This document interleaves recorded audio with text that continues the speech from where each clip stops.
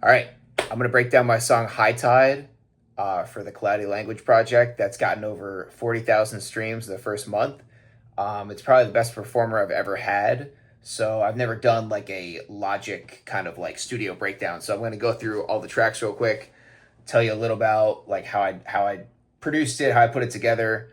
If you're just a listener, you might find it's interesting. If you're a producer, maybe there's something in here that could help you. So let's dive into Logic and I'll show you how I made this song. All right, so for this song, I wanted to do kind of like just like a jazzy, smooth, like nighttime, sort of like ocean at night, moonlight sort of vibe. So I knew that it was going to be like, major seven chords and like smooth guitars and keys and things like that. So here are the drums in Logic. Some of this is just like Logic stock drums, actually. I really like this Bluebird kit that they have. It's got that like really sort of organic sound, and then I layered it with some other drums that I have here. Those are just kind of like electronic drums. And I guess the kick is the Bluebird as well. So that's sort of like the main beat that carries throughout the entire song. The keyboard sounds here. This is from an FM8 plugin called Methane Beach, which I really like. It's super smooth, but it has enough like attack to it that you can hear the actual chords. It's not just like a pad.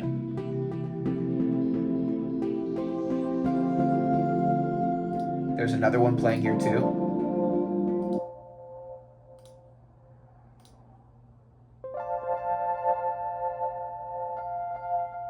And that's got a delay on it, a little bit of overdrive, like a distortion, and then this tremolo effect. And the tremolo creates this sort of spatial left to right. So those together sound like this.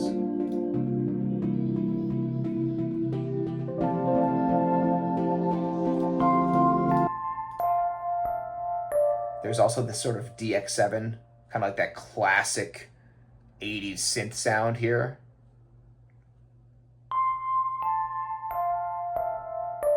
And that sort of just like ties in the phrases. So all the keyboards together are this.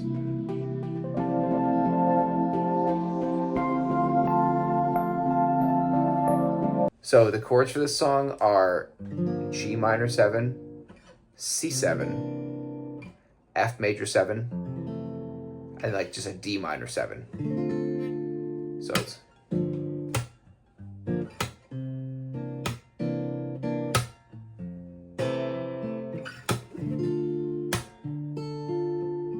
So those are the main chords that kind of play throughout. So for the guitars here at the beginning, there's just these like very percussive pop sounding guitars in stereo left and right.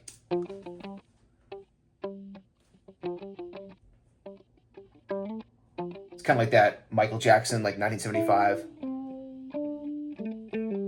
So that plays there. For the bass, now like bass is really important for these songs because there's like the drums that are moving and there's like these pads, but I feel like the bass is what ties things really together and creates that movement. So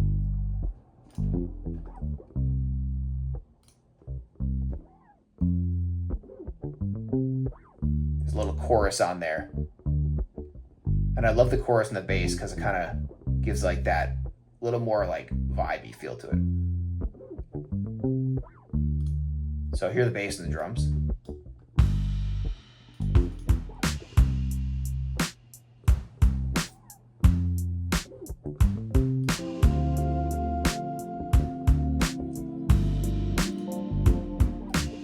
And that's like the main, once you get that down. So the way I structure these songs, like the way I write a lot of this is like, I'll start with the drums and I'll make like a 4-bar loop with the drums.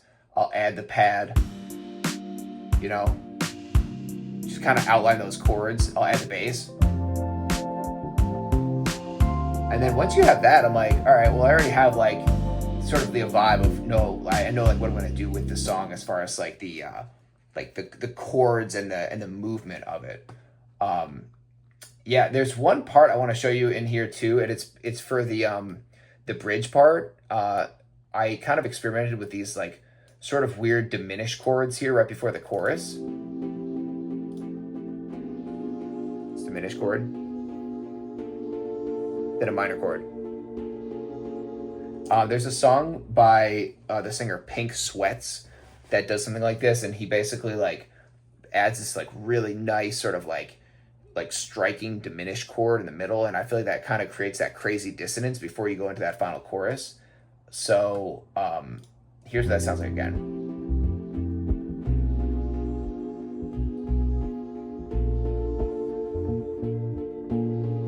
So, and what that is, it starts on the F major 7, so then it goes to B major 7, or B flat major, then minor. So that's like the biggest change in the chords. Again, that's a pre-chorus before the final chorus. And it just leads right into the chorus. So I wanted to do something kind of like, kind of pull that whole like jazzy vibe in even more. So I didn't know for sure if I was going to use that, but then it ended up working with the melody. So I like that as well. All right. So for the vocals here, these are all vocals down here. All this are vocals. And the way that I lay out my vocals are, I basically I stereo track everything left, right, and center.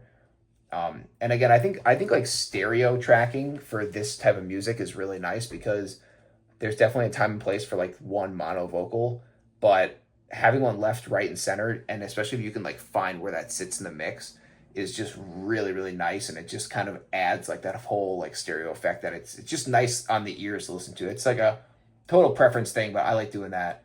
And the way I break this down right here again, so this is like the first line of the first verse. This is basically the second line of the first verse. Here's the pre-chorus. And then all this yellow, that's all the chorus. So here's what the vocals sound like. On the shoreline, Sundance on my skin, we let the light in, find peace within. And then the way that's broken down, if you zoom in a little more, there is the center vocal here. On the shoreline, Sundance on my Left, skin, we let the light and then right. in, find peace within. So I do like, I track all that too. And again, I just like having the stereo effect on the vocals because I think it kind of, especially with like a reverb there. I mean, my chain, if you want to look at that, it's just auto-tune, compressor. There's a pretty serious EQ cut to kind of cut out all like that muddiness around, like 150 and all like that weird boomy sound of the voice. I really like this plugin. It's a vintage exciter from Waves, and it just kind of adds like a nice like shine to the vocal.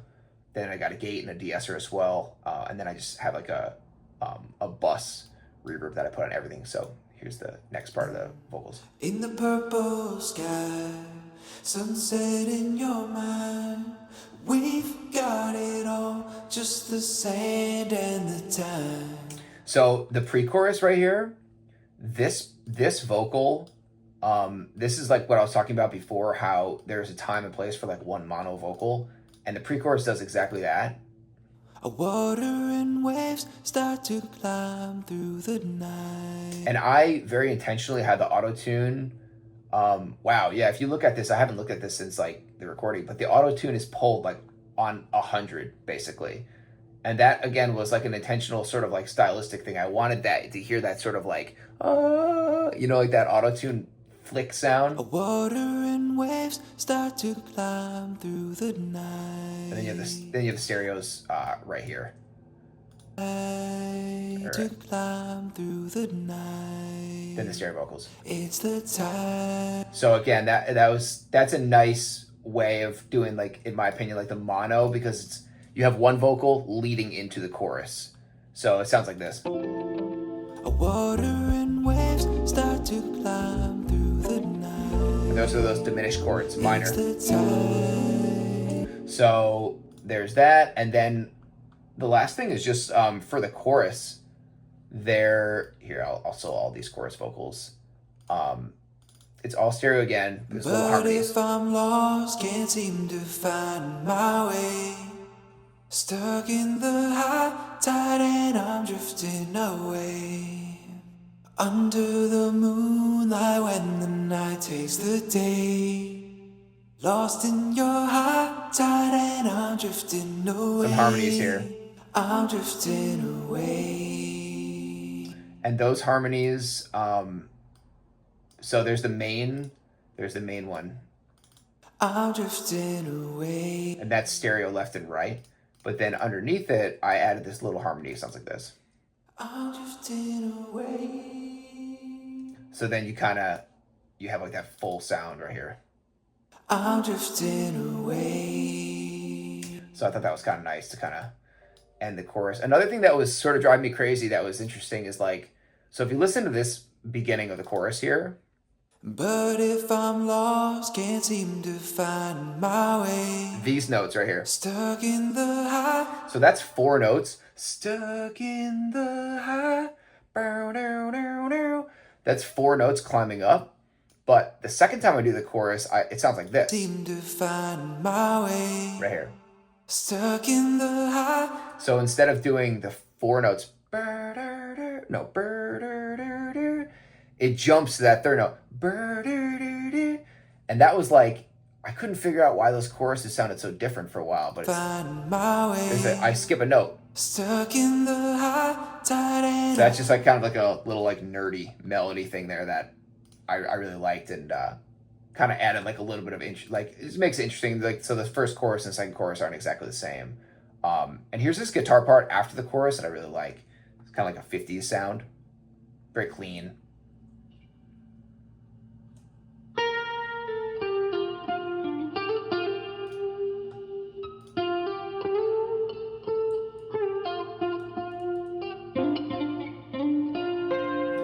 I really like in Logic you can have the legacy plugins that are from the old version of Logic because this is like the most recent version.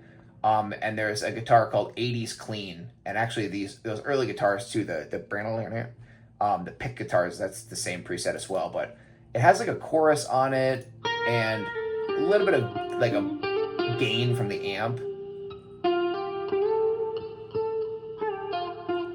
So I really like that guitar sound. It's just clean. It's kind of sounds like just 50s to me and like nice. And also during the chorus, there's these big strums too.